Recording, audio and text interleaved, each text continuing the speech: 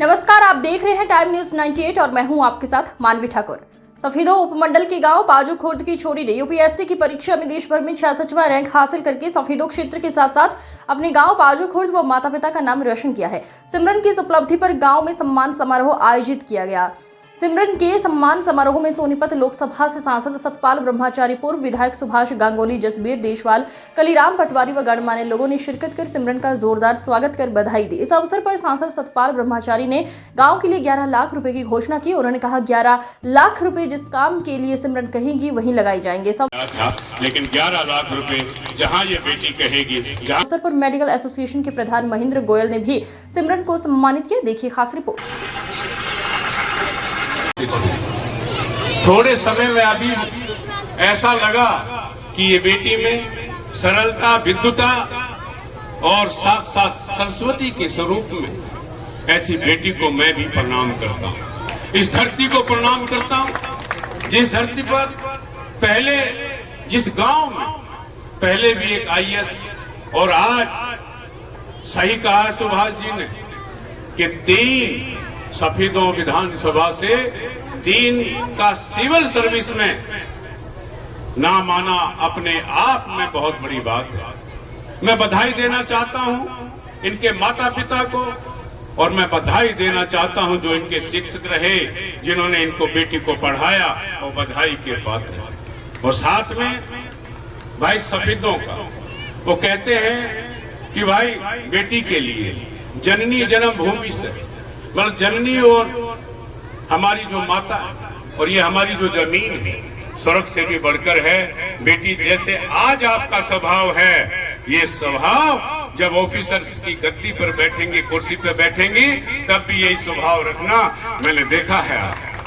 अब ये आने वाले समय में बहुत देश और विदेश में इस गांव का नाम रोशन करेगी, इसमें कोई संशय नहीं है। सफीदों के साथ जिन डिस्ट्रिक्ट का और हरियाणा का पूरे विश्व में जो आपने सर्विस, फॉरेन सर्विस चुनी है, पूरे विश्व में भारत का नाम होगा।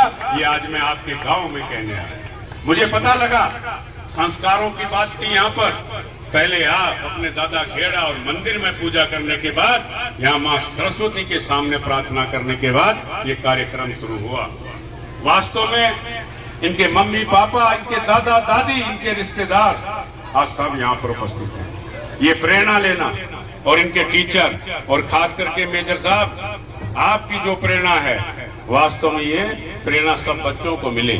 इसमें भी कई सिमरन बैठी होंगी, हमारी बहनें, बेटियां, बेटे सब हैं, लेकिन आज सबसे ज्यादा खुशी मुझे हुई सोनीपत लोकसभा से, और खास करके जहां मेरा जन्म हुआ है, जो मेरी विधानसभा जहां का मैं निवासी हूं, सफीदों में 3 ने सिविल सर्विस पास की। उसमें हो सकता है कोई डीसी बनेगा, ये बहन हमारी ऊंचा युक्त एम्बेसडर बनेगी, और एक कोई भाई आईपीएस में एसएसपी बनेगा। तो लिए कल के अखबारों में होना चाहिए कि सफीदों की एक बेटी ने हमारे जो इस छोटे से ग्राम से उठ करके पूरे भारत का नाम रोशन किया हो, पूरे देश का नाम रोशन करेगी। था लेकिन 11 लाख रुपए जहां ये बेटी कहेगी, जहां ये ग्राम प्रधान, सरपंच साहब, आपको बधाई, आप भाग्यशाली हैं भाई। आपको एक ऑफिसर सिविल सर्विस की बेटी का आपने स्वागत किया। और आज हमारे लिए विशेष खुशी का विषय है कि हमारे विधानसभा क्षेत्र से 3 बच्चे आईएएस में आए हैं। जितनी मुझे जानकारी है, इससे पहले डायरेक्ट आईएएस में 75 साल में 3 बच्चे आए थे, जिनमें से इसी गांव के जो पहली बार आए थे, जैसी शर्मा जी, वो उन्होंने शुरुआत की थी। और मैं तो निवेदन करता हूं पाजू खुर्द गांव के लोगों से और इस विधानसभा क्षेत्र के लोगों से कि इस सफीदों विधानसभा क्षेत्र को आईएएस की फैक्ट्री बना दो। ये इस बात की शुरुआत, जिस प्रकार से पहला आईएएस पाजू खुर्द गांव से आया था, और 3 बच्चे हमारे जो अब आईएएस में आए हैं, ये एक आईएएस की फैक्ट्री इस एरिया को बनाने की एक शुरुआत भर है। और मैं तो यहाँ विराजमान सभी बच्चों से, माताओं से, बहनों से और हमारे साथियों से निवेदन करना चाहता हूँ कि अपने बच्चों को इस प्रकार की शिक्षा दें कि हर साल, जैसे इस साल 3 बच्चे आए हैं, हर साल कोई 5, 7, 10 बच्चे आए, और आने वाले समय में ये सफीदों विधानसभा क्षेत्र खासकर पाजूखोट गांव इस IAS की फैक्ट्री कराए, यही मेरी उम्मीद है और यही मेरी आशा है। का मैंने नाम लिया है, उनकी तरफ से अपनी तरफ से हमारी जो बेटियां सिमरन जीती है, इसको बहुत बहुत बहुत बधाई देता हूँ। इस बेटिया ने हमारे क्षेत्र का नहीं, हमारे प्रदेश का नहीं, हमारे देश का नाम रोशन करने का काम किया साथियों।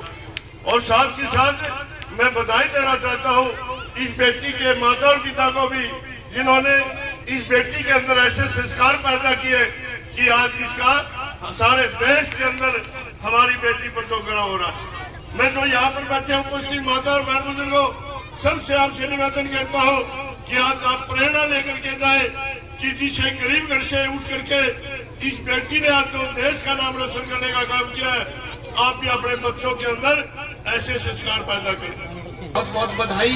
भाई जगबीर है, किशन है, सब ने मिलकर बेटी को इतना मेहनत के लायक बनाया, आगे बेटी ने उसका रिजल्ट दिया है। यहाँ से 3 बच्चे अपने इलाके से आए हैं, सफीदों से, ये बहुत बड़ी बात है।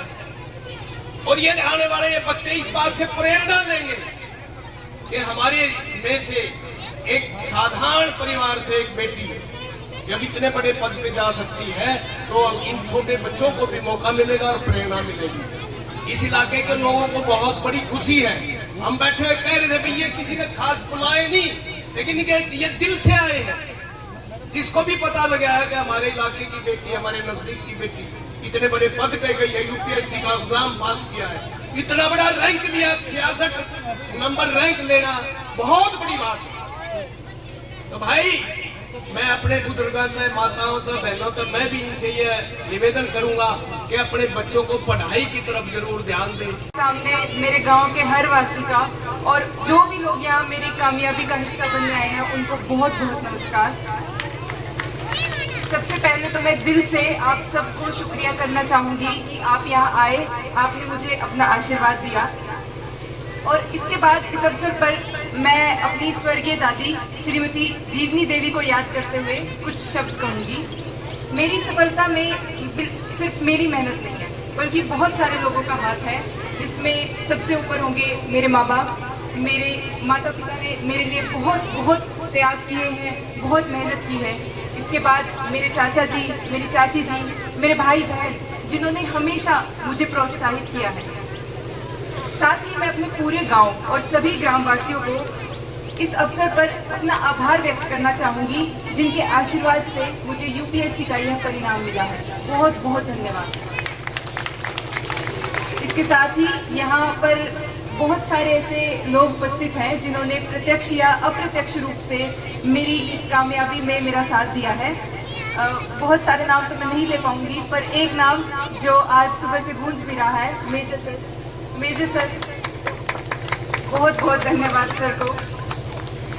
एक मेरा छोटा सा संदेश है, ज़्यादा समय नहीं लूँगी मैं। मेरे माता पिता ने